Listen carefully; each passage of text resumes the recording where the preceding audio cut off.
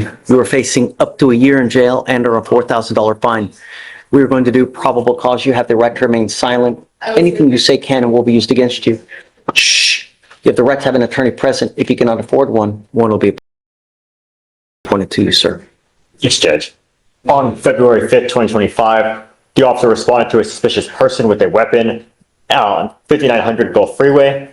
The officer made contact with the defendant, who was 17 years old. The defendant advised he was inside Jack in the Box while brothers were selling waters outside. The defendant saw a male rushing at his brothers with a knife, pulled out his gun, and pointed it at the male while telling his brothers to run. The officer performed a search on the defendant, locating a 9mm Glock 19, and the defendant advised he bought the gun from a friend for $150. What makes this case legally complex is the claim of defense of others. In many states, using force can be justified if someone reasonably believes another person is in danger. So the context here matters as much as the weapon itself. I mean, Yes, Judge. In this case, the officer was going off the fact that he performed the search because he indicated there was a firearm. So he's going to the defense of others. yes, Judge. It's another person. And it's just the way this is pled is because he's underage. He's below the age of 21. That's the way it's pled, Your Honor. You hear this? Hold on, I'm gonna go yell at somebody. Hold on. Hi, Judge. Is this young man charged with unlawful carrying of possession for being under 21? Correct. Hold on, I've got a kit. Here's the GPS But I'm memo. more concerned about the defense of others. Did you hear it? I mean, No, hold on. hold on a second. Here's GPS. Let me give you a lawyer, Mr. Yeah. Oh, I volunteer. I volunteer representation. Yeah. Give me a record, can you fill that out, please? I will do that. But here's a GPS memo saying that it's Hold on a second. unconstitutional. You know, representative gentleman? Oh, hell yes. Here's the Fifth Circuit saying that it's unconstitutional. Here is the United States District Court, Northern District, saying it's unconstitutional. Here's a motion to quash information. I'll just cross out the name. Great job. Yeah, I had to get in this fight yesterday, and I'm teed up. Here you go, Mr. Tito. Thank you. Judge. I was gonna, look, you gotta be very careful, you know, God forbid something happens where you really dig yourself a hole. I'm gonna find no probable cause, but really, you have to be very careful. You know, sometimes you make a decision in life and it can really have consequences, all right? You know what that means, right? Notice how the judge shifts from legal rulings to life guidance. Judges sometimes do this with young defendants, especially when they believe the situation was more about judgment than criminal intent. Are you in school?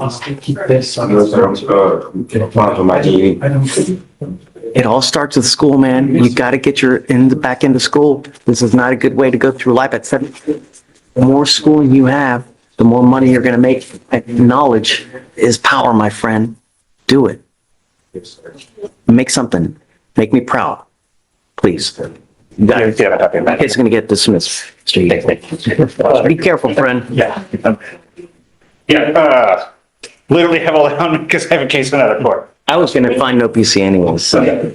Record, if you want to talk, please go outside. Judge, Hold on. So we're on the record. It cause number 253-4377, 2505-146. I think that's all we have here, right? Yes. Yes. Okay, so guys, for the record, please announce yourselves. State. Anna Eady, E-A-D-Y, for Mr. Wiggins. Nathaniel Meunier spelled M-U-N-I-E-R, also for the defense. So hold on, before you get into anything, state, you wanted to bring something to the court's attention. Yes, Judge. So we had received a call that Mr. Wiggins was in violation of the protective order that was in this VPO and that he was reaching out to the complainant witness in this case. We have checked the jail calls. Those jail calls show that since March 24th, which is, of course, after the October VPO. Since just March 24th, we have 293 calls made to the complainant's phone number. Just yesterday, we had at least 28 calls to that number as well. So in one day, you're saying he made how many calls? So yesterday, he attempted 28 calls to the complainant's phone. So Judge, I'm going to preface this conversation with, Miss Edie texted me about 10 minutes ago, so I came up on short notice on this. But my understanding is that there's no longer a protective order in effect because it's been long enough that the protective order. There's an order for him not to have any contact with her. Are those part of his bond conditions? Yes. My client's not on bond. Well, he is not supposed to have any contact with her whatsoever. I understand, Judge, but the way that this court and other courts in the county have structured those conditions have been bond conditions, which my client is not on a bond. He is in custody. He has not broken. I have ordered him, even though he's in custody, not to call her. I understand, Judge. Assuming that he had violated some form of a court order that is not a bond condition, I believe the appropriate remedy would be contempt, and which would be a separate criminal proceeding. At the same time, for Ms. Edie talking to me today, it sounds like that the court was going to order ag-seg in the jail, so the formal. The only way that we can revoke phone privileges on someone is ag-seg. Yes, Judge. My issue with that is it's a hammer when a scalpel is needed. So while I understand that the district attorney's office has alleged that my client is called a victim in this case, there's no protective order in place. The bond conditions are not in effect because he's not on bond, thus no crime has taken place. And third to that, Judge, if he's to move to ag-seg, he would not be able to make any phone calls, not just to the victim, but anyone, including counsel, which while we are here on a misdemeanor, he is in custody on a felony and relatively serious felonies. And The not being only able. way, okay, I understand your plight, Yes, Judge. but there are other remedies for you to be able to communicate. Letters, in person, but the only way for me to be able to ensure that the complaining witness is not called is to put him in segregation. That's the only way. Judge, the problem is nobody would be able to call, including our office as well as his felony attorneys. Letters through the jail are notoriously slow. A letter to my mother who lives in the same city takes 4 days. Add in the jail, you're taking over And a I'm week. willing to put him on the docket one time a week so you guys can have contact. Which the problem is, Judge, we would no longer be able to have any form of private contact, and that would only take care of the misdemeanor and not the felony. And not to be impolite, Judge, him having conversations with us are saying, hey, what's going on with the felony? And any jail visits that take place in ag-seg are actually recorded. They're notified by counsel going through the door that those calls are being recorded. I don't have any other option to not Well, prevent Judge, phone calls. this would violate my client's 5th, 6th, 8th, and 14th, off the top of my head, constitutional rights. Right, self-incrimination because every conversation is going to be monitored going in and out of the jail because they're going to be recorded via jail visits. He will no longer be able to have private visitation inside the courthouse. You can pull him out. You can have private visitation in the rooms It's there. not about me, Judge. It's about felony court is a serious issue, but that's the. Why are you worried about felony court? Because that's why he's in, Judge. Then That's also in because of ours. Our bonds are at $60,000. I understand, Judge, but the reason that this is taking as long as it is, and it's been taken as serious as it is because he's in custody on a felony. And this court making him to where he cannot participate fully with counsel is. There are other means for you guys to participate, but I've ordered you not to have contact with her. You've called her now over 300 times. I don't understand why you guys aren't filing additional charges anyways. Sorry, Judge, I missed the last statement. I'm The sorry. only way that I can prevent him from making 300 phone calls is to put him in another wing. I was going to talk with the DA, and obviously, if my client's making these calls, and that's an if, he's dialing a single number, the jail's numbers can be easily blocked. I've done it on my cell phone numerous times when I've changed cell phones. Over the weekend, last weekend, I had 15 jail calls from one client. And as annoying as that is, it's very easy to block it on your cell phone. And I assume the victim could do the same. I have not heard anything from the state. Tell the victim what to do, Nathan. I'm not gonna can you please block your number so we can't call you?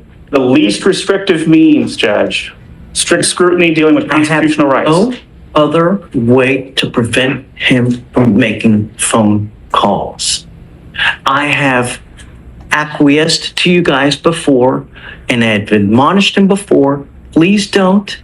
We put you in seg last time. You were there a month. You came here begging and pleading, I'm not going to do it, I'm not going to do it. And now we have 300 phone calls. So I don't know what else to do, but now back into ACSEG. I'm going to sprinkle the word allegedly to the phone calls because it's the kind of thing where records would exist that have not been provided to the defense by the state. Do you have the records? Well, I have them, I just have to get I have to do the forms or get them up with the portals, yeah. Okay, so let's set up for a formal hearing because I don't want, you're right. I don't want to give you state the benefit of the doubt without him actually, or Anna actually seeing it and seeing that the phone calls were actually made. So let's set up for a formal hearing. How soon can you get him the evidence? I'm trying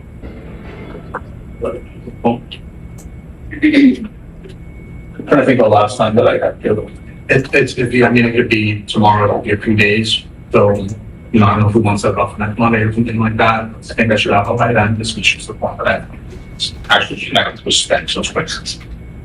And if we could keep him in normal population so that we could visit him, as does his family counsel, and they could. Wiggins, I'm in our going to have you sign an affidavit from today promising me you're not going to reach out to the complaining witness in this case by any means. If you do, I can have a contempt hearing, and every single time it's punishable by up to 6 months in jail and a $500 fine per the advice of your lawyer.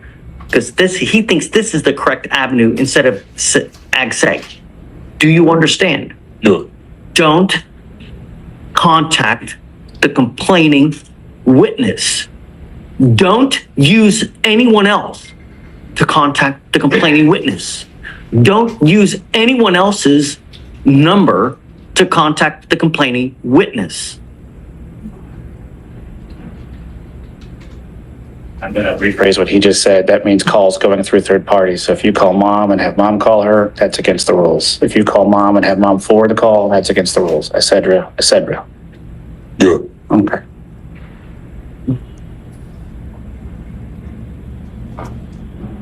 This is the affidavit that you're going to sign promising me you're not going to contact her or the complaining witness in any of my misdemeanor cases. Do you understand?